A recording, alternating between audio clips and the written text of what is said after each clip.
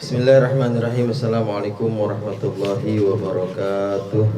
Waalaikumsalam. Alhamdulillahirabbil alamin wa bihi nasta'in ala umuri dunya waddin. Wassalatu wassalamu ala sayyidil anbiya'i wal mursalin sayyidina wa habibina wa syafi'ina wa maulana Muhammadin wa ala alihi wa ashabihi ajma'in, amma ba'du. Wa qala rabbi ishrah li sadri wa yassir li amri wahlul 'uqdatam min lisani yafqahu qawli. Ya Fattahu ya Alim, ya Fattahu ya Alim, ya Fattahu ya Alim. Hadratil mukarramin wal muhtaramin, para jamaah yang dirahmati Allah. Alhamdulillah, sama-sama kita memuji bersyukur kepada Allah Subhanahu wa taala atas segala limpahan dan curahan nikmat-Nya kepada kita. Malam hari ini kita bisa melanjutkan kembali ta'lim kita dalam kitab Irsyadul Ibad, yang pada malam hari ini kita melanjutkan pembahasan dalam bab zuhud.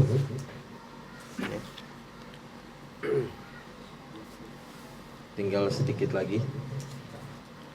Bismillahirrahmanirrahim. Wa qala al-musannif wa ruwiya anna Sulaiman alaihi salam kana ma'ama utiya minal mulki la yarfa'u basarahu ila sama takhashu'an wa tawaddu'an lillah.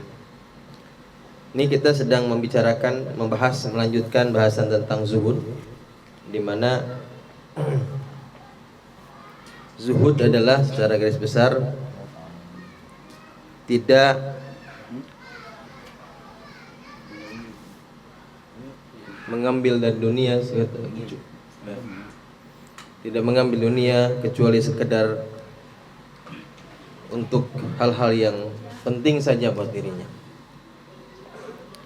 Diceritakan bahwasanya Nabi Sulaiman alaihissalam, ya, ini membahas tentang bagaimana zuhudnya Nabi Sulaiman alaihissalam. Sebagaimana kita tahu bahwa Nabi Sulaiman alaihissalam adalah nabi dan juga seorang raja di raja, ya. Karena kerajaannya bukan cuma manusia, meliputi kerajaan jin juga, ya, karena jin dan semua makhluk tunduk kepada Nabi Sulaiman alaihissalam. Jadi kalau kita ngomongin kaya, raja paling kaya siapa? Tentu Nabi Sulaiman. Jadi kalau ngomongin zuhud, bukan berarti kita tidak boleh memiliki banyak harta. Ya, ini contoh adalah Nabi Sulaiman. Lalu kalau di zaman Nabi Muhammad SAW ada Sayyidina Utsman bin Affan. Apakah sahabat Rasul yang terkenal dengan kekayaannya Sayyidina Utsman bin Affan itu juga tidak zuhud? Jadi zuhud itu bukan tentang kepemilikan, ya. Diceritakan, diriwayatkan bahwasanya Nabi Sulaiman alaihissalam kana ma'ama utiya minal mulki la yarfa'u basarahu ila sama. Dengan semua yang diberikan kepadanya, kerajaan yang dimilikinya, Nabi Sulaiman tidak pernah mengangkat pandangannya ke langit.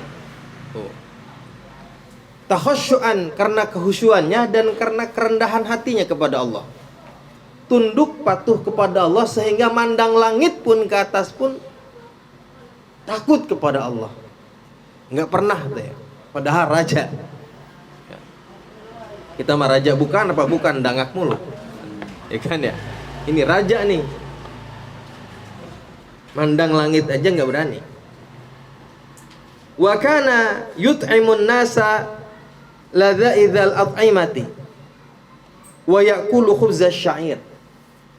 Dan dulu Nabi Sulaiman itu senantiasa memberi makan manusia dengan makanan yang enak-enak, yang lezat-lezat, sementara Nabi Sulaiman sendiri makannya hanya khubzasy sya'ir, katanya. Hanya roti gandum saja. Mungkin boleh dibilang kalau roti gandum zaman itu adalah makanan yang kastanya paling rendah gitu. Makanan ya yang biasa-biasa aja.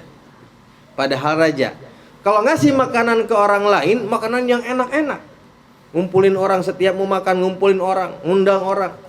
Diberi makanan yang enak-enak, sementara Nabi Sulaiman sendiri cukup makanan roti gandum saja.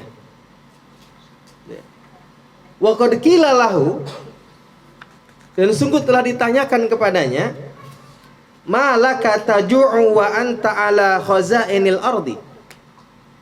untuk apa engkau merasakan lapar? Untuk apa engkau berlapar-lapar sementara engkau menguasai seluruh penyimpanan di bumi? Wasil ardi itu adalah penyimpanannya, kekayaan bumi kalau engkau punya. Tapi kenapa engkau mau lapar gitu? Cukup dengan makan roti gandum aja. Qala, lalu Nabi Sulaiman berkata, akhafu an ashba'a fa ansal ja'i'a. Saya khawatir saya nanti merasa kenyang. Karena merasa kenyang, maka nanti aku melupakan orang-orang yang lapar. Nah, kalau dia udah kenyang, lupa sama orang ya lapar. Itu yang dikhawatirkan sama Nabi Sulaiman alaihissalam. Ya. Jadi bukan kayak kita. Ya. Kita makan, punya makan, kita dulu kenyang, baru orang. Nah, Nabi Sulaiman nggak mau kenyang. Kenapa katanya? Nggak mau kenyang karena takut kalau kenyang nanti lupa sama orang yang lapar. Wa qala Urwah bin Zubair, lalu dalam sebuah riwayat yang lain, Urwah bin Zubair meriwayatkan, laqad tasaddaqat Aisyah radhiyallahu anha bi 50 alfan wa anna dar'aha la muraqqa. Siti Aisyah suatu ketika pernah bersedekah dengan 50.000 ya, dinar atau dirham ya. Ya, kalau nggak dinar ya dirham. 50.000. Wa anna dar'aha la muraqqa, sedangkan pakaiannya sendiri itu penuh dengan tambalan, compang-camping. Tuh Siti Aisyah, istrinya baginda Nabi Muhammad SAW, pernah bersedekah dengan uang segitu banyak, padahal pakaiannya sendiri compang-camping, penuh dengan tambalan. Ya, artinya apa? Artinya dia tidak memikirkan dunianya. Kalau kata Kanjeng Nabi kan, mali wali dunia, untuk apa aku pedulikan dunia? Gitu ya. Nah, ini Siti Aisyah tuh. Ini adalah bukti bahwa orang zuhud itu bukan berarti tidak memiliki apa-apa. Tapi orang zuhud ketika memiliki apa-apa tidak takut kehilangan. Ya. Wahaka al-Yafi'i, Imam al-Yafi'i menceritakan, anna ba'dha mulukil umami sabiqati, bahwasanya sebagian raja-raja pada umat-umat terdahulu, ada sebagian raja pada umat terdahulu, satu raja gitu ya, bana madinatan, dia membangun sebuah kota, wa ta'annaqa wa taqalla, dia bangga-banggain tuh kota yang dia bangun, fi husniha wa zinatiha, karena bagusnya, karena penuh dengan perhiasan tuh kota. Wah, dihiasi dengan sedemikian rupa, dia bangga-banggain tuh. Summa sana'a ta'aman wada'an nas. Lalu setelah dia bangun kota yang baik itu, yang bagus itu, yang begitu indah itu, dia panggil orang-orang, dia undang orang-orang untuk diberi makan. Dibikin makanan, ngundang orang, kemudian dikasih makan. Setelah dikasih makan, wa ajlasa ala abwabiha yas'aluna kullaman kharaja. Kemudian si raja ini menempatkan beberapa orang di pintu-pintu gerbang untuk bertanya kepada setiap orang yang keluar. Ya, habis dikasih makan, orang-orang itu diundang untuk melihat kemegahan kota yang dia bangun. Lalu kemudian di setiap gerbangnya ditempatkan orang-orang untuk bertanya kepada setiap orang yang lewat. Apa yang ditanyakan? Hal ra'aitum aiban.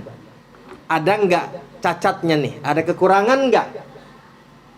Ya. Ada enggak kekurangan kotanya? Kali rajanya, fayaquluna la. Semua orang berkata enggak ada kekurangan. Wah, perfect dah pokoknya. Sempurna nih kota. Rajanya baik gitu. Hatta ja'a nasun fi akhirin nas alaihim aksiyah. Sampailah pada rombongan yang terakhir, datanglah satu rombongan manusia, beberapa orang gitu ya, menggunakan pakaian yang berbeda dengan pakaian yang lainnya. Fas'aluhum hal ra'aitum aiban. Lalu mereka ditanya, apakah kalian melihat ada kekurangan? Faqalu, lalu mereka menjawab, aibaini itsnain. Ada katanya. Ini kota ini yang dibangun ini ada dua kekurangan. Ada dua cacat. Fahabisuhum wa dakhulu alal maliki. Fa akhbaruhu bima qalu. Kemudian mereka menahan ini orang, ya. Dan dimasukkanlah untuk menghadap ke raja. Lalu nih bala tentaranya memberitahukan kepada raja apa yang dikatakan oleh mereka ini. Ya, karena dia mengatakan ada dua cacat, ada dua kekurangan, ditahan, dihadapkan kepada raja dan diceritakan apa yang dia katakan. Faqala, maka raja berkata, ma kuntu arda bi'aibin wahidin. Aku tidak rela walaupun hanya dengan satu kekurangan. Ini ada dua lagi kekurangannya katanya, ya.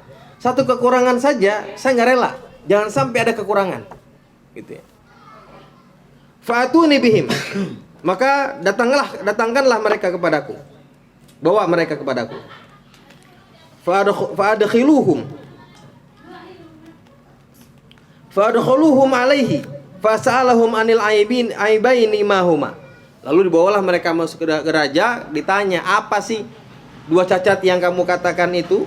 Faqalu, lalu mereka menjawab, takharraba wa yamutu sahibuha. Iya, dua kekurangan ini yaitu katanya takharraba, ini kota bakalan hancur. Ya, lama-lama kan hancur juga. Sebaik-baiknya kota yang dibangun pasti lama-lama hancur. Wa yamutu sahibuha, dan nanti pemiliknya juga akan mati. Kotanya bakal hancur, pemiliknya bakal mati, itu kekurangannya. Ya, sebagus-bagusnya tempat akan hancur, orangnya bakal mati. Qala, lalu raja bertanya, afa ta'lamuna daron la takhrubu wa la yamutu sahibuha. Apa kalian tahu ada enggak katanya bangunan gedung yang tidak hancur dan pemiliknya tidak mati? Qalu lahu, lalu mereka berkata kepada raja, na'am, ya. Fadzakaru lahul jannah wa na'imuha. Fadzakaru lahul jannata wa na'imaha. Lalu mereka menyebutkan kepada raja, menceritakan tentang surga dan kenikmatan-kenikmatannya. Wa syawwikuhu ilaiha. Lalu kemudian mereka wasyawwakuhu ilaihi, wasyawwiku alaihi, kemudian mereka mengen-mengenin kepada raja, gitu ya. Nih, yang tidak hancur dan pemiliknya tidak akan mati adalah surga. Ini kota terbaik, nggak ada cacatnya karena tidak akan hancur dan pemiliknya tidak akan mati. Wa dzakarun nara wa 'adzabaha wa khawifuhu minha. Kemudian mereka menyebutkan tentang neraka dan menakut-nakuti raja daripada siksa neraka. Disebutkan surga, dipengen-pengenin tuh surganya. Kemudian disebutkan neraka dan siksanya, kemudian ditakut-takuti dengan siksa neraka.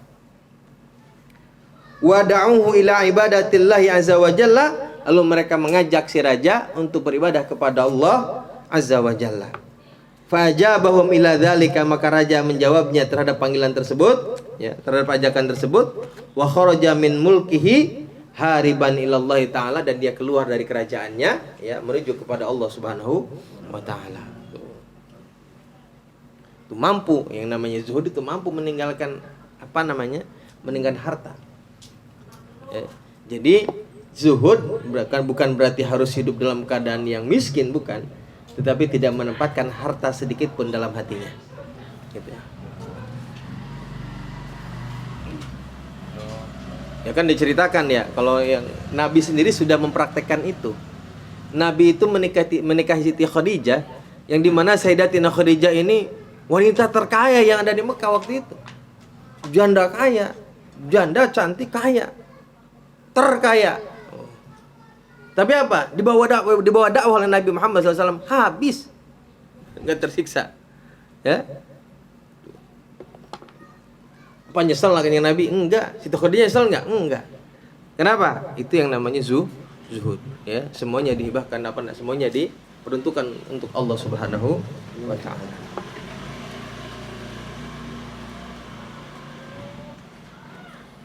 Tanbihun. Pengingat, inna zuhdal hakiki, sesungguhnya zuhud yang sebenar-benarnya adalah burudatud dunya ala qalbil abdi li ajlillahi wa azimi thawabihi. Burudatud dunya, tidak peduli terhadap dunia, ala qalbil abdi, dalam hati seorang hamba. Tidak ada kepedulian. Ya, berudah itu asalnya dari kalimat berdingin, dingin terhadap dunia. Ya. Li ajlillah wa azimi thawabihi, tapi semata-mata karena Allah dan karena keagungan pahala dari Allah Subhanahu wa taala. Itu yang namanya zuhud. Wa muqaddimatuhu, adapun permulaan zuhud nih. Jadi bagaimana caranya kita memulai untuk zuhud? Yang pertama,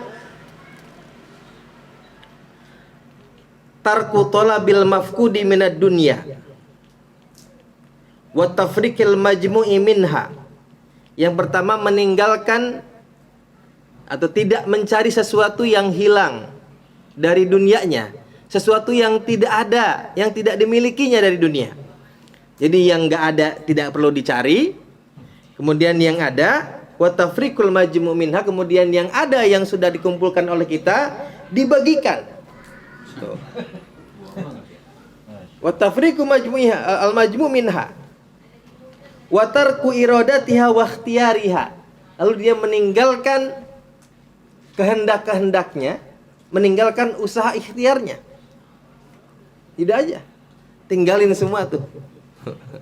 Itu permulaan kalau pengen zuhud ya. Sanggup nggak kira-kira? Gitu ya. Yang ada jangan dicari, yang ada bagiin gitu. Kurang lebihnya begitu. Ya. Dan tinggalin iradanya, keinginan, kehendak terhadap dunia, keinginan terhadap dunia hilangkan, ikhtiar mencari dunia juga dihilangkan. Ya, tapi dihilangkan ini mungkin adalah sekedar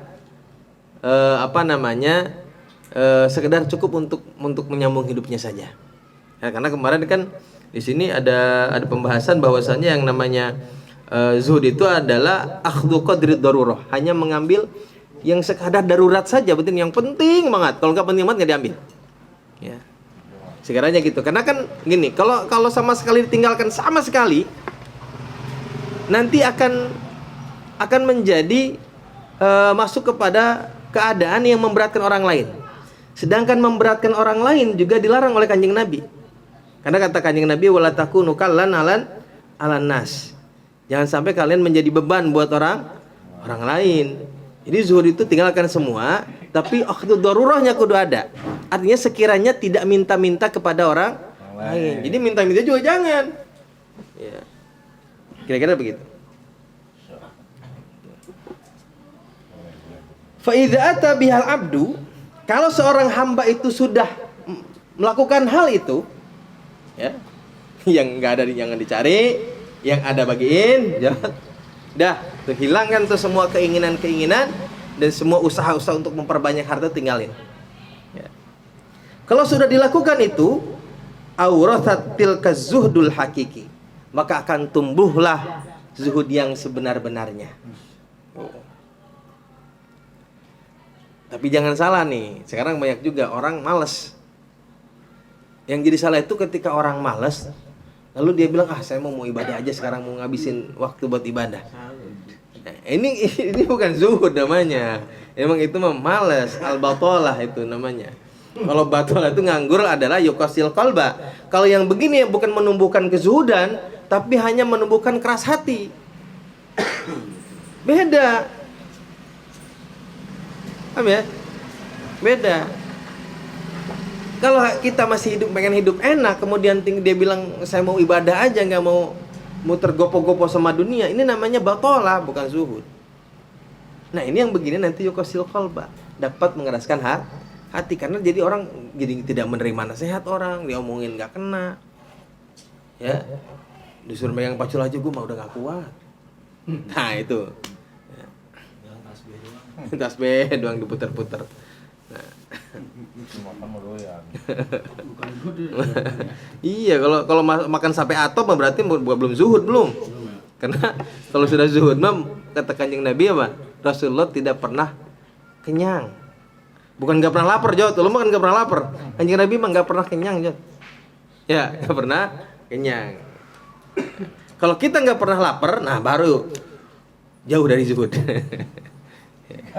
Harus mulu. Ya gimana kita belajar zuhud? Suguhannya banyak banget. Udah kopi ada, teh ada. Wah, besok mau jangan masak aja dah. Makan dulu. Postingnya makan dulu. Semal ba'is ala tarki wa tafriq. Kemudian yang mendorong untuk meninggalkan pencarian dan wa tafriq untuk apa nah yang mendorong untuk membagi-bagikan yang ada, meninggalkan yang tidak ada, mencari yang tidak ada, dan yang mendorong untuk bisa membagi-bagikan yang ada. Apa katanya? Dzikru afati dunya wa uyubiha adalah menyebutkan penyakit-penyakit dunia dan kekurangan aib-aib dunia. Jadi apa yang bisa mendorong kita untuk meninggalkan pencarian itu? Yaitu menyebutkan apa namanya, mengingat apa sih dunia, buat apa sih gitu. Itu terus yang diingat. Masih lama-lama bisa itu. Membagikan yang kita punya dibagiin buat masjid, buat dakwah Islam. Ya, yang ada, yang enggak ada enggak dicari. Qala ba'duhum, sebagian para ulama berkata, taraktu dunya likillati ghanaiha. Aku meninggalkan dunia karena manfaatnya sedikit. Likillati ghanaiha. Karena manfaatnya sedikit. Apa sih manfaatnya? Buat ngenyangin perut doang. Gitu ya. Manfaatnya hanya bersifat dunia. Wa kasratu anaiha. Sedangkan usahanya banyak. Ya kan? Kita nyari dunia usahanya berat betul. Ya, ada usia dari pagi sampai sore di kebun anggur. Ya. Itu kan salah satu usaha. Bagaimana gitu udah capek, panas. Ya, nahan lapar Bang Kojot. Itu salah satu beratnya banyaknya usaha yang kita perlukan untuk menghasilkan dunia. Sedangkan kata para ulama, naf'unya sedikit, manfaatnya dikit, tapi usaha yang kita keluarkan besar. Wa sur'atu fanaiha, habisnya cepat. Ya kan? Habisnya cepat. Masalah kita usahanya banyak. Iya. Wa khissatu syurakaiha. Ya, rugi dah orang-orang yang bergumul dengan hal yang tersebut. Ya. Wa qala al-Ghazali, lalu Imam al-Ghazali berkata, al-qaulul baligh fihi, adapun kalimat yang sempurna yang menggambarkan tentang itu, kata Imam Ghazali, maqalahu syekhuna, apa yang dikatakan guru kami yaitu Abu Bakar At-Tusi, inna dunya adawatullah, sesungguhnya dunia adalah musuhnya Allah Azza wa Jalla, wa anta muhibbuhu, sedangkan kamu adalah orang yang mencintai Allah. Nih, yang dapat mendorong supaya ada dorongan untuk bisa zuhud adalah kita harus ingat bahwa yang namanya dunia adalah adawatullah, musuhnya Allah. Kalau kita ngomong kita cinta kepada Allah, beriman kepada Allah, faman ahabba ahadan abghadha aduwah, maka barang siapa yang mencintai seseorang pasti dia akan membenci musuhnya. Harusnya gitu. Kalau kita ngomong bahwa kita adalah muhibbu, mencintai Allah, harusnya harus mau ya membenci musuhnya Allah, yaitu dunia. Kenapa dunia disebut musuh Allah? Karena dapat menjauhkan kita daripada Allah. Ya kan? Yang dapat menjauhkan kita daripada Allah.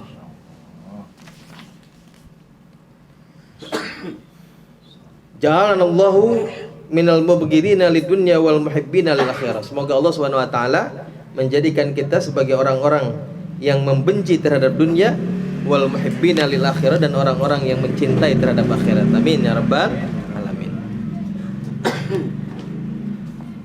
Warawa Al-Lais an Jarir. Imam Al-Lais dari Jarir, Imam Al-Lais meriwayatkan dari Jarir. Qala, beliau berkata, sahiba rajulun Isa alaihissalam. Ada seorang laki-laki yang menemani Nabi Isa alaihissalam. Wa qala, lalu ia berkata, ya Nabi Allah, wahai Nabi Allah, aku nu ma'aka wa ashabuka. Aku ingin bersamamu dan aku ingin menemanimu. Ya, menemani perjalanan Nabi Isa alaihis salam. Fantalaqa ila syatti nahrin. Lalu berangkatlah Nabi Isa dan seorang laki-laki tersebut ke pinggir kali, ke pinggir sungai. Fajalasa, kemudian keduanya duduk, yataghaddayani wa mahuma salah satu argifatun. Ya, salah satu argifatin. Kemudian keduanya duduk-duduk dan makan siang, memakan mereka membawa 3 roti. Untuk makan siang mereka membawa tiga roti. Fa'akala rogifain, kemudian keduanya memakan 2 roti. Nabi Isa 1 roti, si laki-laki 1 roti. Wa baqiya rogifun, lalu tersisa 1 roti. Nah ini akan bercerita tentang bagaimana nih dunia bisa menjadi musuh Allah Subhanahu wa taala. Tersisa 1 roti. Faqama alaihi salatu wasalam ila nahri fasyariba thumma raja falam yajidir ragifa. Kemudian Nabi Musa bangun menuju ke kali, ke sungai untuk meminum air sungai. Bangun, minum air sungai, begitu kembali ya, rotinya hilang. Tadi kan roti dimakan 2 ya, tinggal 1. Begitu dia minum air di kali, begitu balik roti yang 1 sudah hilang. Faqala lirajul, kemudian Nabi Isa bertanya kepada si laki-laki, man akhadar ragifa, siapa yang ngambil itu roti? Qala la adri, kata si laki-laki, enggak tahu. Fantalaqa wa ma'ahu sahibuhu far'a dhabyatan wa ma'aha khishtanin laha.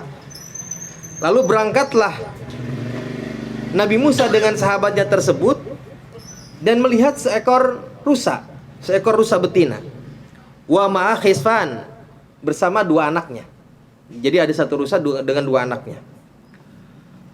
Qala, lalu Nabi Isa berkata, fada'a ahadahuma fatahu fadzabahu wa syawwa minhu wa akala huwa warrajul. Lalu dipanggillah salah satu anak rusa tersebut, ditangkap maksudnya gitu. Ditangkap salah satu anaknya, kemudian disembelih, dibakar, dimakan oleh Nabi Isa dan kawannya. Summa qala lil khasafi. Kemudian Nabi Isa berkata kepada kepada anak rusa yang sudah dimakan tersebut, maksudnya tulang belulangnya, kum bi idznillah, bangunlah engkau dengan izin Allah. Faqoma fadhahaba. Ini yang tinggal tulang belulang kemudian hidup lagi seperti biasa dan pergi. Ya. Faqala lirajul, lalu kemudian Nabi Isa bertanya lagi kepada si rajul. As'aluka billadzi araka hadhil ayat, man akhadhar ragif. Aku bertanya kepadamu demi zat yang telah memperlihatkan kepadamu tanda-tanda kebesarannya, siapa yang mengambil itu roti? Masih nanya tentang roti. Ya. Ini cerita tentang tadi ya, tentang adawatullah, dunia adawatullah, dan juga tentang keserakahan manusia. Qala ma'adri, lalu dia masih ngomong, saya tidak tahu. Qala sumantahaya ila nahrin fa akhadha Isa biyadir rajuli famashaya 'alal ma'. Falamma jawazu qala as'aluka billadzi araka hadhil ayat man akhadhar ragif. Kemudian setelah itu Nabi Isa tidak bertanya lagi. Kemudian pergilah mereka berdua ke pinggir sungai, ke sebuah sungai.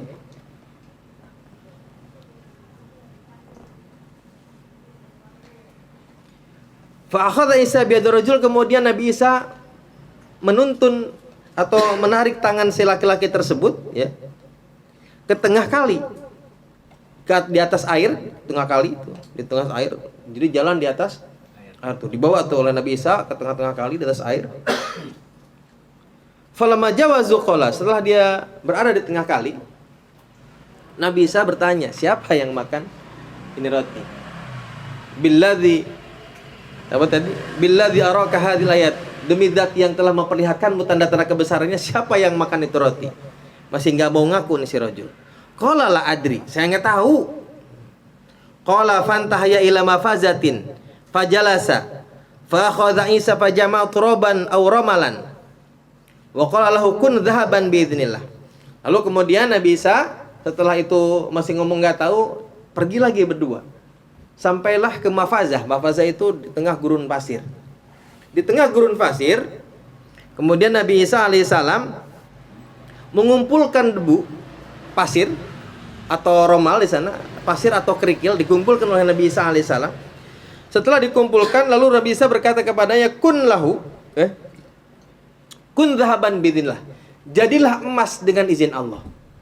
Ini batu atau pasir yang dikumpulkan ini jadi emas. Jadi emas semua. Fakana dhahaban faqassamahu thalathata aslas. Setelah jadi emas, maka kemudian oleh Nabi Isa dibagi 3. Ya, setelah jadi emas dibagi 3. Faqala, kemudian Nabi Isa berkata, li sulus wa sulusun laka wa sulusun liman akhadha raghifah. Ini emas dibagi 3, kata Nabi Isa, sepertiganya untukku, sepertiga untukmu, yang sepertiga lagi untuk orang yang mengambil roti. Untuk orang yang mengambil roti. Karena yang ditawarkan emas, akhirnya dia ngaku. Faqala ana akhadtuhu. Ya, saya yang mengambilnya. Gitu ya, kata si rajul nih, saya yang mengambilnya. Qala fakulluhu laka. Kata Nabi Isa, yaudah kalau kamu yang mengambilnya, udah semuanya buat kamu. Termasuk bagian Nabi Isa dikasih sama dia. Emas nih. Wa faraqahu Isa. Kemudian setelah itu ditinggalkan oleh Nabi Isa alaihissalam. Dia tuh emas. Nah, ini untuk menunjukkan keserakahan manusia. Ditakut-takutin apa, nggak ada takutnya. Tapi begitu lihat harta, langsung ngaku. Ya. Fakulluhu laka wa faraqahu Musa. Setelah ngaku, ditinggalkan oleh Nabi Isa alaihissalam. Fantaha ilaihi rajulani wa huwa fil mafazah wa ma'hul mal. Lalu datanglah kepadanya 2 orang laki-laki. Sedangkan dia berada di tengah gurun pasir. Ya, ketika ditinggalkan Nabi Musa, datanglah 2 orang laki-laki. Sedangkan dia di tengah gurun pasir dan bawa harta. Fa'arada ayyakhudhahu minhu wa yaqtulah. Kemudian 2 orang ini mau ngambil itu harta, emas yang tadi diberikan itu, mau ngambil itu emas dan ingin membunuhnya. 2 orang tersebut tuh. Faqala huwa bainana aslasan. Lalu si rajul itu mengatakan, udah, jangan dibunuh. Ini emas kita bagi 3 aja. Ya, ini emas dibagi 3. Fa ba'athu ahadakum ilal qaryatil yashtariya ta'aman. Lalu setelah dibagi 3 sepakat, mereka dibagi 3. Lalu mereka sepakat lagi, di antara mereka mengutus 1 orang untuk pergi ke kota membeli makanan. Udah punya duit nih. Udah, kamu salah seorang di antara kita, pergi kamu ke kota untuk beli makanan. Disuruhlah 1 orang beli makanan. Ini nggak disebutkan yang mana. Pokoknya salah seorang di antara yang 3 ini membeli makanan. Faqala alladzi ba'atha alladzi bu'isa. Kemudian orang yang diutus ini, yang disuruh beli makanan ini ngomong, li ayyi syai'in nuqasimu hadzal mal. Untuk apa kita bagi harta ini? La aj'alanna lahuma fit ta'ami samman faqtulhuma bihi wa akhudhu hadzal mal jami'ahu.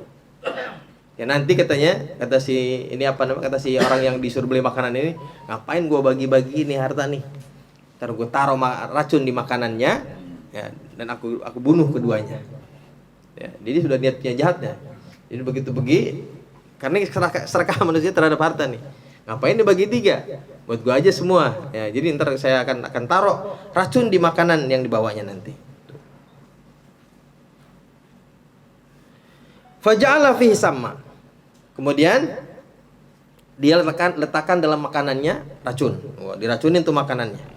Wa qala sahibahu fi ghaibatihi. Kemudian ketika dia pergi, 2 orang yang tinggal, ya, 2 orang yang ditinggalinya itu dia berkata berdua nih. Li aisya'in nuqasimuhul mala idza ja'ahu qatalnahu waqtasamnal mala nisfaini. Ngapain kita bagi harta bertiga ya? Mending kita bagi berdua aja. Nanti begitu datang kita bunuh dia. Nah, jadi yang 2 pun sudah merencanakan pembunuhan terhadap satu orang ini. Nanti begitu dia datang, kita bunuh. Kita bagi 2 aja. Nah. Faja'a faqatalahu. Begitu dia datang, maka dibunuhlah oleh kedua orang ini. Summa akalat ta'ama famata. Habis dibunuh, dia makan tuh makanan. Lapar. Yang sudah diracuni itu. Famata, keduanya pun mati. Jadi yang diutus mati, yang 2 pun mati gara-gara makanan. Wa baqiyal mala fil mafaza, maka tersisalah harta di tengah gurun pasir tersebut. Walau wa ulaika thalathata qutila haulahu. Ya, sedangkan yang ketiga orang tersebut sudah mati di sekitar harta tersebut. Ya. Famarra Isa alaihissalam bihim ala tilkal halati faqala li ashabihi hadhihi dunya fahdharuha. Kemudian lewatlah Nabi Isa alaihissalam dalam keadaan tersebut, faqala li ashabihi, kemudian dia berkata kepada sahabatnya, inilah dunia, fahdharuhu, maka berhati-hatilah. Ya. Jangankan orang yang baru kenal, sama saudara aja berantem gara-gara harta. Makanya kata Imam Abu Bakar At-Tusi, inna dunya adawatullah, dunia adalah musuhnya Allah. Kalau kita ngaku kita cinta kepada Allah, maka harusnya membenci apa yang sudah menjadi musuhnya Allah. Wallahu a'lam bishawab, gitu ya. Jadi mungkin cerita ini tentang zuhud ya, selesai pada malam hari ini. Ya, nanti besok insyaallah di minggu yang akan datang kita akan bahas tentang fadlul fuqara, fakri wal fuqara, keutamaan fakir dan orang-orang fakir. Keutamaan menjadi orang fakir. Iya. Keutamaan fakirnya dan keutamaan orang-orang fakirnya. Ada keutamaannya tuh. Mana bagi orang lo Wanda? Mungkin udah gua Habis. Oh, mungkin ada jamaah yang mau bertanya.